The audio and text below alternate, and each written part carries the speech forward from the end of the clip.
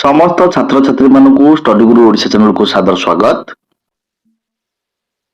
ପିଲାମାନେ ଆମେମାନେ ଯଦି ପ୍ରତ୍ୟେକ ଦିନ ଗୋଟିଏ ଗୋଟିଏ ରଚନା ବା ପ୍ରବନ୍ଧର ଅଭ୍ୟାସ କରିବା, ତେବେ 1 ମାସ କିମ୍ବା 2 ମାସ ଭିତରେ ଆମର ଶବ୍ଦ ଭଣ୍ଡାର ନିଶ୍ଚିତ ଭାବରେ ଅଭିବୃଦ୍ଧି ହେବ ଏବଂ ଆଗାମୀ ପରୀକ୍ଷାରେ ଆମେ ଆମର ଉନ୍ନତ ଜ୍ଞାନ କୌଶଳକୁ ପରିମାର୍ଜିତ କରି ଏକ ସୁନ୍ଦର ପ୍ରବନ୍ଧଟିଏ ଲେଖିପାରିବା ବୋଲି ଆଶା କରୁଛି।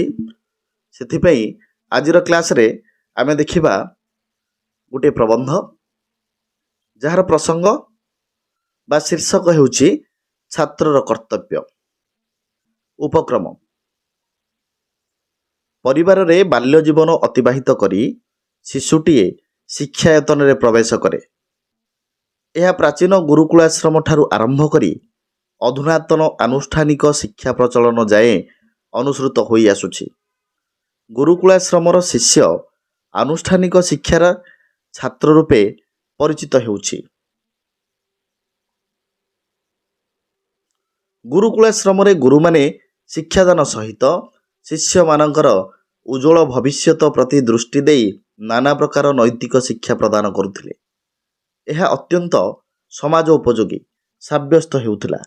ସାମ୍ପ୍ରତିକ ବା ବର୍ତ୍ତମାନ ଶିକ୍ଷାରେ ମଧ୍ୟ ତହିଁର ପ୍ରତିଫଳନ ଦେଖିବାକୁ ମିଳୁଛି। ଛାତ୍ର ସେହି ହେଉଛି ପ୍ରକୃତ ଛାତ୍ର, ଯେ କି ଜ୍ଞାନ ଅର୍ଜନ ସହିତ ଏକ ଶୃଙ୍ଖଳିତ ଆଦର୍ଶ ଜୀବନଯାପନ କରେ। ଛାତ୍ର ଜୀବନ ଏକ ସାଧକର ଜୀବନ ହୋଇଥିବାରୁ ଛାତ୍ର ନିଜର ଭାବ ଭାବନା ଚିନ୍ତା ଚେତନାରେ ମାର୍ଜିତ ଓ ରୁଚି ସମ୍ପନ୍ନ ହୋଇଥାଏ। ଶୈକ୍ଷିକ ପରିବେଶକୁ ଓ ସହପାଠୀମାନଙ୍କ ସହିତ ଭାବ ବିନିମୟକୁ ସେ ଗୁରୁତ୍ୱ ଦେଇ ନିଜର କର୍ତ୍ତବ୍ୟ ପ୍ରତି ସଚେତନ ହୁଏ। କର୍ତ୍ତବ୍ୟ: ଛାତ୍ରର କର୍ତ୍ତବ୍ୟ ହେଉଛି ସର୍ବାଧିକ ଗୁରୁତ୍ୱପୂର୍ଣ୍ଣ। ଶୈକ୍ଷିକ ଦୃଷ୍ଟିରୁ ସେ ନିୟମାନୁବର୍ତ୍ତୀ, ନିୟମିତ ଓ ଶୃଙ୍ଖଳିତ ହେବା ଏକାନ୍ତ ପ୍ରୟୋଜନ। ପଠନ ଅଭ୍ୟାସ ଜାରି ରଖିବା ସହିତ ସେ ଶିକ୍ଷା ଲାଭ ପ୍ରତି ଆଗ୍ରହୀ ହେବା ବାଞ୍ଛନୀୟ। ନୀତିଦିନର ପାଠ୍ୟକ୍ରମକୁ ନିୟମିତ ଭାବରେ ସମ୍ପାଦନ କରିବା ସହିତ ପାଠ୍ୟ ଖସଡ଼ା ଅନ୍ତର୍ଭୁକ୍ତ ଅନ୍ୟାନ୍ୟ କାର୍ଯ୍ୟକ୍ରମରେ ସକ୍ରିୟ ଅଂଶଗ୍ରହଣ କରିବା ଉଚିତ। ନିଜର ଦକ୍ଷତାର ବିକାଶ ପାଇଁ ପ୍ରଯତ୍ନ କରି ଚିନ୍ତନ ଧାରାରେ ଉଚ୍ଚାଭିଳାଷୀ ହୋଇ ନିଜକୁ ନିୟନ୍ତ୍ରିତ କରିବା ଆବଶ୍ୟକ। ନିୟମିତ ଶ୍ରେଣୀକକ୍ଷରେ ଉପସ୍ଥିତ ରହିବା, ଶ୍ରେଣୀକକ୍ଷରେ ମନୋଯୋଗୀ ହେବା, ଶିକ୍ଷକ ଶିକ୍ଷୟିତ୍ରୀମାନଙ୍କ ପରାମର୍ଶ ତଥା ଉପଦେଶ ମାନିବା, ସହପାଠୀମାନଙ୍କ ସହିତ ସୁସମ୍ପର୍କ ରକ୍ଷା କରିବା ଇତ୍ୟାଦି କର୍ତ୍ତବ୍ୟ ପ୍ରତି ସେ ସଚେତନ ହେବା ଆବଶ୍ୟକ। ଉପଯୋଗିତା: ଉତ୍ତମ ଛାତ୍ରଟିଏ ଜୀବନର ସଫଳତା ନିମିତ୍ତ କର୍ତ୍ତବ୍ୟ ପ୍ରତି ସଚେତନ ହେଲେ ତାହା ତାର ଭବିଷ୍ୟତ ଜୀବନ ପାଇଁ ଅତ୍ୟନ୍ତ ଉପଯୋଗୀ ସାବ୍ୟସ୍ତ ହୁଏ।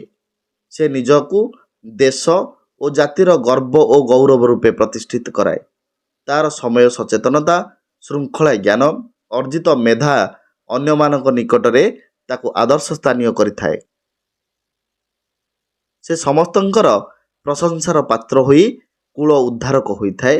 ଜନମୁଖରେ ତାର ଗୌରବ ଗାଥା ପ୍ରଚାରିତ ହୋଇ ତାକୁ ସୌଭାଗ୍ୟର ଅଧିକାରୀ କରେ। ସେ ଉତ୍ତମ ବୃତ୍ତି କ୍ଷେତ୍ରରେ ପ୍ରବେଶ କରି ମାତୃଭୂମିର ସେବା ସହିତ ଭବିଷ୍ୟତ ପାଇଁ ପ୍ରସିଦ୍ଧି ଅର୍ଜନ କରିଥାଏ। ଉପସଂହାର: ଛାତ୍ରର କର୍ତ୍ତବ୍ୟ ତାର ନୀତିନିଷ୍ଠତା ଓ ଆତ୍ମସଚେତନତାର ପ୍ରମାଣ ଦିଏ। ସେ କର୍ତ୍ତବ୍ୟ ସମ୍ପାଦନରେ ଯେତିକି ହୁଏ, ତା ନିକଟରେ ସେତିକି ଊର୍ଜା ଜାଗ୍ରତ ହୁଏ।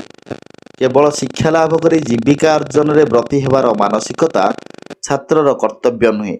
ସ୍ୱଦେଶୀ ପ୍ରୀତି, ସମଦର୍ଶୀ ଭାବ, ନିରହଙ୍କାର ସ୍ୱଭାବ ଓ ଆଦର୍ଶ ପ୍ରାଣ ହେବା ତାର ସର୍ବଶ୍ରେଷ୍ଠ କର୍ତ୍ତବ୍ୟ।